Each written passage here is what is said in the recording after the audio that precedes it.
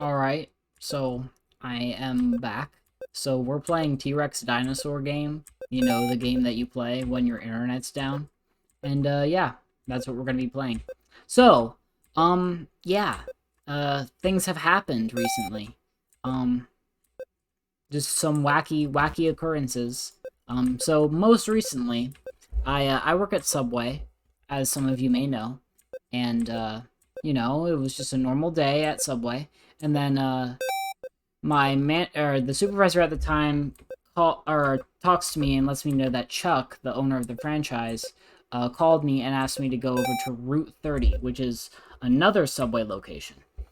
Now, me being me, I was like, I don't know, but sure. And she said okay, and so she let Chuck know that I would do that. But then I had to call my parents because I didn't know if it was on the highway or not, and I only driven on the highway twice, and I almost died both times. So, I had to do that. And then I go to Subway. I go to Route 30 Subway, right? Um, Immediately greeted by this one guy. Tall dude. Supervisor. The manager was there, and he didn't really say anything when he answered the door. He just yelled to the manager, like, "Hey, it's Thomas from Cape Horn." Um, And Selena, the manager, all perfect. The employees say that she carries the franchise, actually. Apparently, she had to close by herself for 6 months straight during COVID or something. And wow, I'm really sucking right now. But yeah, that happened. And also, uh, she's just a cool individual. She was friendly, she was nice. Then she leaves. And the reason I had to go to 30 is because some guy didn't show up. The second I get there, like, the guy shows up, so I stay there just because it would be silly for me to have my parents come drive back just to take me back to my original location. Plus, that's what Chuck wanted me to do anyway. And I actually ended up going home 2 hours early because he appreciated that I helped him out with this.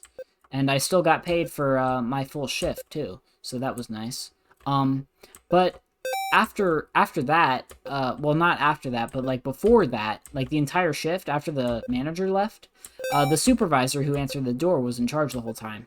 Most unfriendly, rude guy I've probably ever met in my life. How he talked to the other coworkers. He didn't really talk to me that much. All he said was like, "Hey, stay on register." And I stayed on register for like 2 hours because it's not as busy as my normal location, so we didn't really have any customers except for the lunch rush, which wasn't even that much compared to my location. And, that happens. And the only other time I interacted with the guy is I asked him where the side cups were. Where when customers, "Hey, can I get the sauce on the side?" And we put it in like the little tiny cups. And I asked him where the side cups are. And he has a really exaggerated sigh. And this isn't irony either. Like, he was completely serious. He was not joking at all. He sighs, grabs the bin of side cups from under the line, and just slams them on the line, like the line where we make the sandwiches. Doesn't say a word, and I'm like, okay, thanks. And, yeah, I didn't interact with him ever again. After that, I was just like, "Hey, my ride's here, I'm leaving," and he says, "Okay," and I leave. Yeah, I don't understand what his deal was, some people just aren't as friendly. Uh, you know, uh, I understand, maybe something was going on in his life, but stuff goes on in my life too, but I don't act like that to people. Um, but the thing is, I feel like it's kind of silly for him to get so mad about the side cups because I was at a different location. He knew that, and he just decided to have an attitude the whole time because I didn't know where one thing was. I think I did pretty good for being in a new location. Like, I didn't ask, like, a single question. I did a bunch of prep, like, making sure food's ready for the lunch rush. Like, cutting meats, cheese, all that stuff. We actually don't cut any of that. We open the packaging and put it in a bin. But, pulling the chicken, like, making sure it's all stringy and chicken looking. And, I thought I did a really good job. He didn't say anything to me, like, at all until he told me to stay on register, like, 2 hours into the shift there. But no, I thought I did a good job. Uh, I mean, I didn't get any praise or anything from the guy. Like, he didn't even say hi when he opened the door. Like, whatever. But hey, I'll probably have to never work there ever again in my life. So, lucky me, I guess.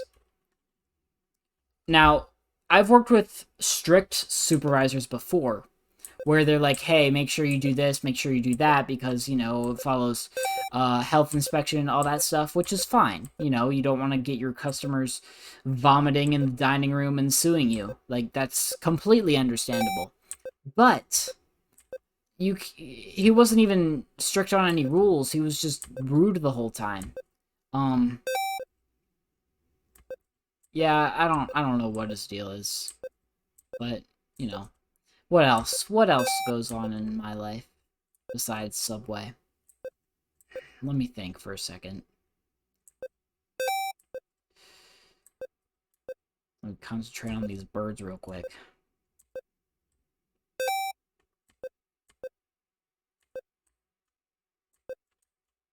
Oh yeah, I started a new class in school. It's called military history. I love military kind of stuff, like strategies, all that stuff, and that's what we've been learning, and it's been great. I think the teacher even gets like a little bit of a bad reputation for certain reasons, like not wanting kids to be on their phones while he's teaching, which is perfectly understandable.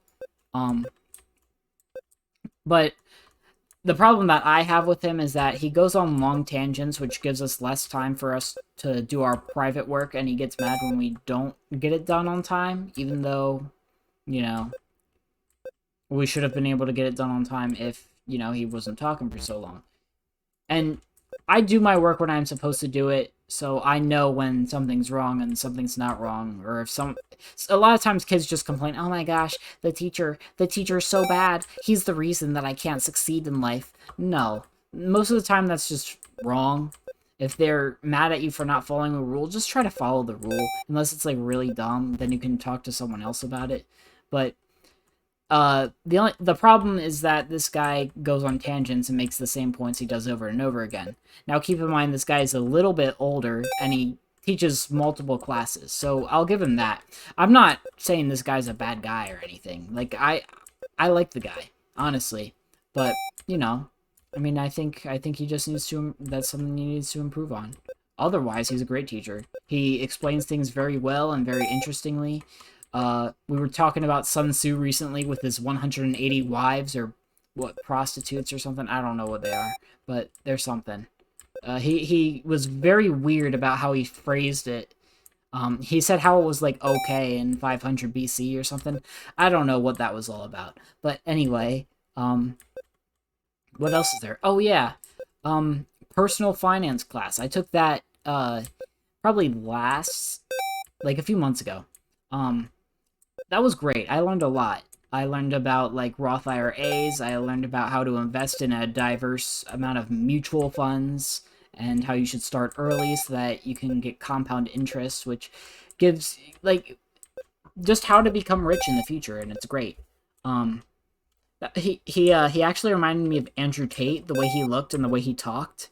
But he doesn't remind me of Andrew Tate in like all the bad stuff about him, which is great. He has all the good and none of the bad, which is awesome. Um, what else is there? Oh yeah, the kids in that class were just absolutely obnoxious, which I find like really ironic because a lot of times kids are gonna be like, "Oh my gosh, when are we gonna use this in the real world?" And then like personal finance is a class you choose to take. So these kids chose to take this class because they're going to learn something valuable in life, which is something that they were probably complaining about.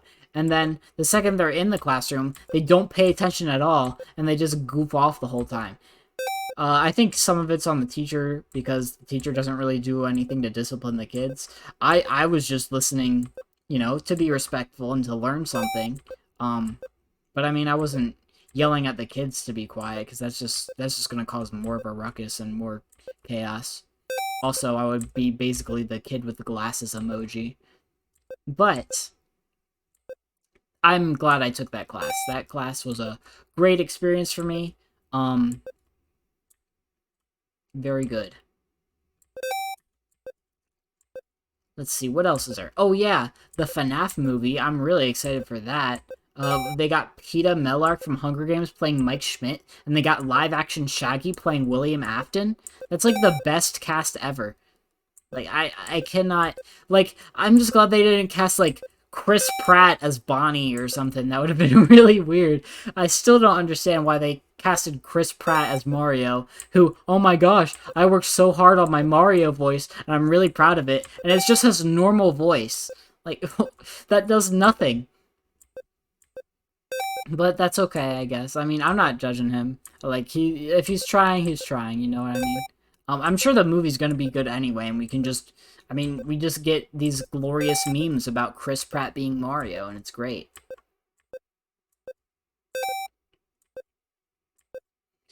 My biggest concern about it is I just hope it's good and, like, loyal to the material that, like, spawned it.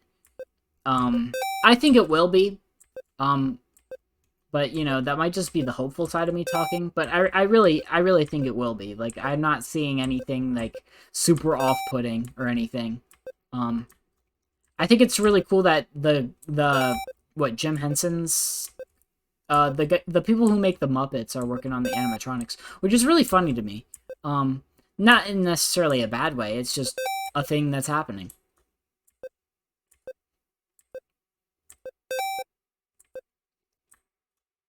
So calculus class, that's a class that I take. That's probably the hardest class I've taken in my entire life. I mean, and by hardest class, I mean I get an 86 in a marking period, which, because usually I get A's. Like, this isn't just me bragging, this is just me, like, saying what the deal is.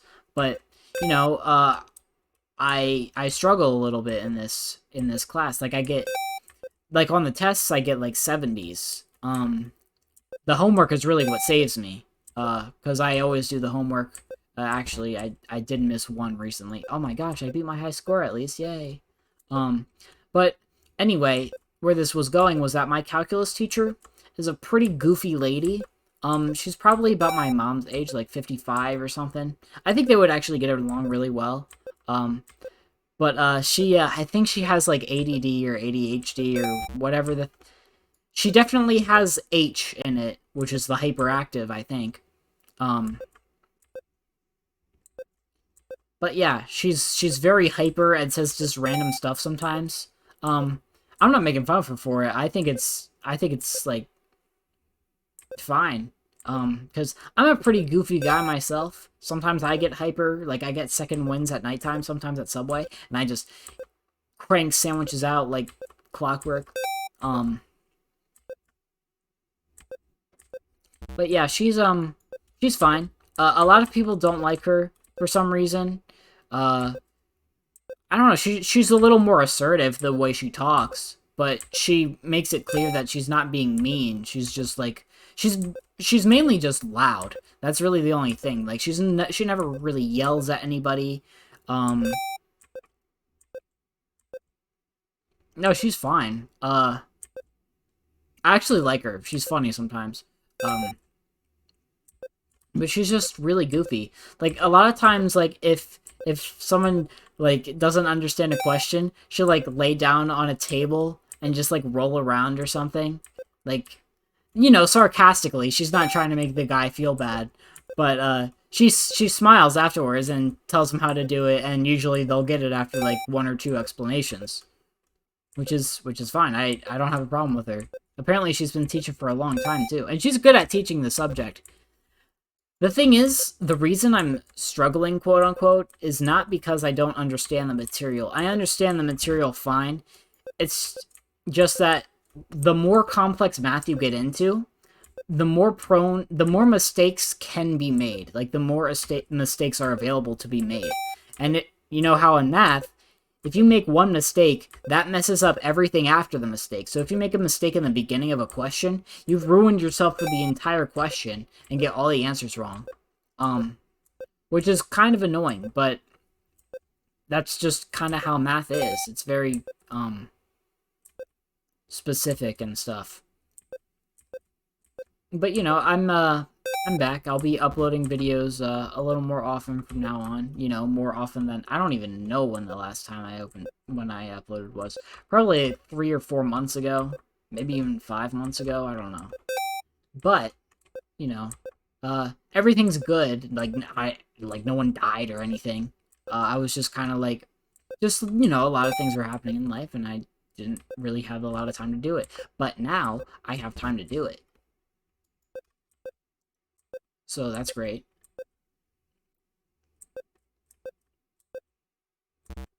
Dude, stop doing that.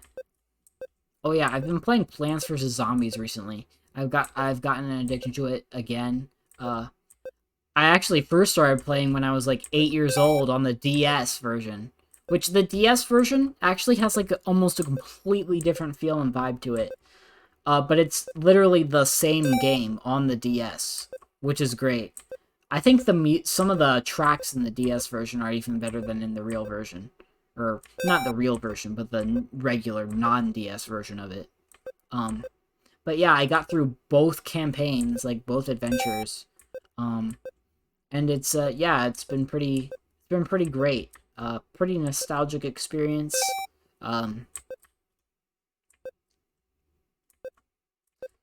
So, yeah, it's pretty awesome. Let's see, what else? Oh yeah, there's this game I play. It's called Polytopia, on my phone. I've actually played it since middle school, so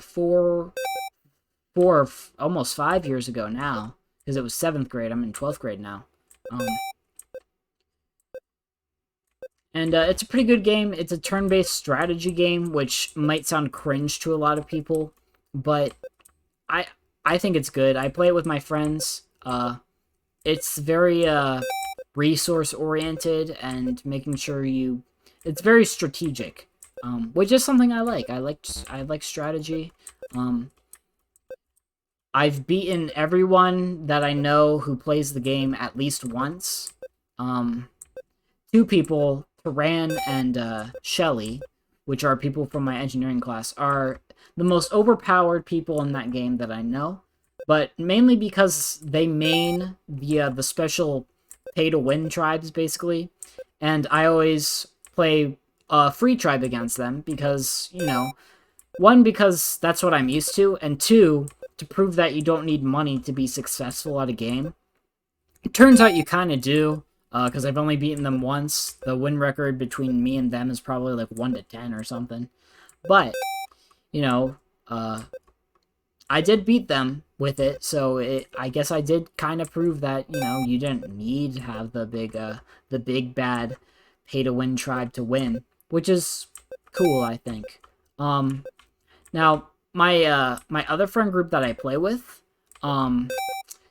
they're kind of absolutely awful, except for one of them.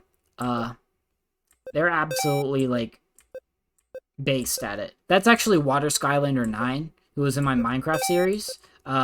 He is the best Polytopia player out of that group. I would say he's number 3, below Taran and Shelly. Shelly's the best.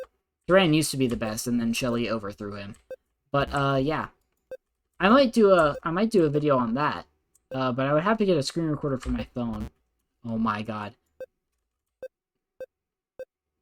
I think I get too caught up in conversation that I don't really care about concentrating on the game as much.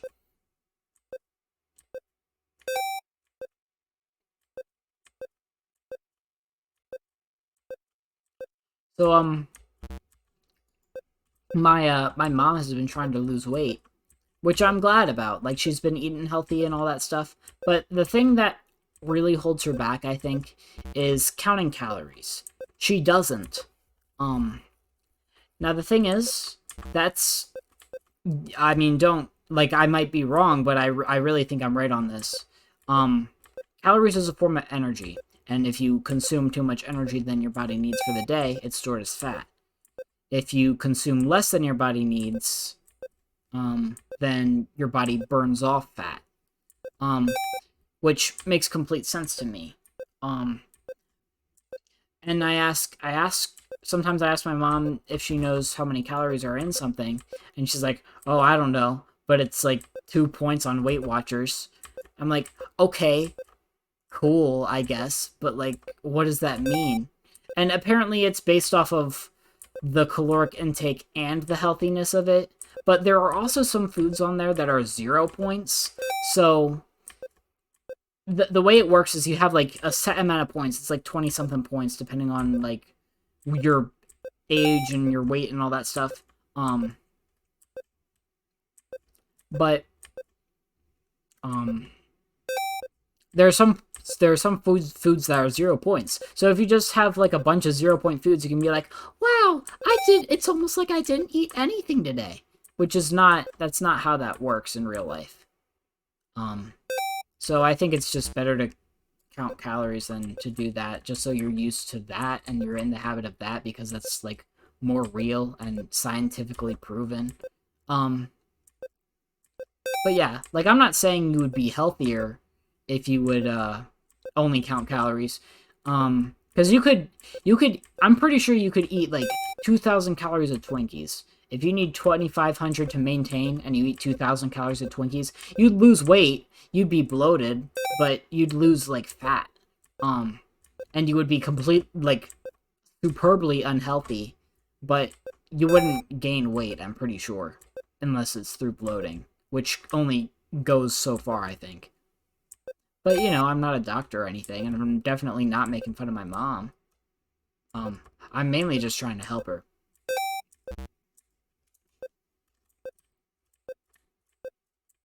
But yeah, I think this is where I'm gonna call it a wrap. How long have I been recording for? I don't even know.